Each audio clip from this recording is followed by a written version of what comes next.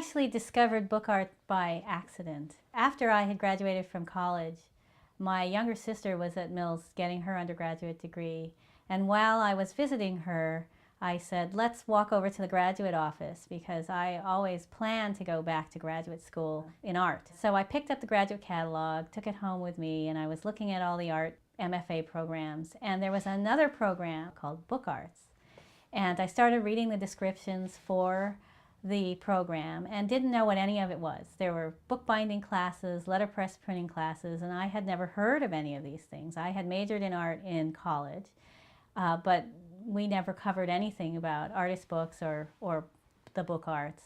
But there was something about the descriptions of the classes that was very intriguing to me. So I called the director of the program, Kathy Walkup, who's still there today, and made an appointment to go in to talk to her about the program. I went in to my appointment and immediately fell in love with the studio. There was something about seeing the printed art on the walls and the smell of the ink and seeing the type out from other students who were working there that I decided right then, when I walked in the door, that I was going to apply to this program. So I did apply, and fortunately they accepted me even though I had no books in my portfolio.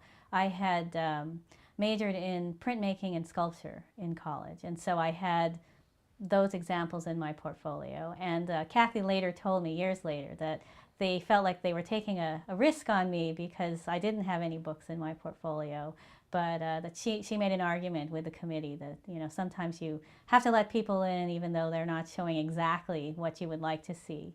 And I just hit the ground running when I went to graduate school. I was a little bit taken aback to discover that you had to set all your type by hand, letter by letter, and that you had to learn how to sew up a book so that all the pages would be together.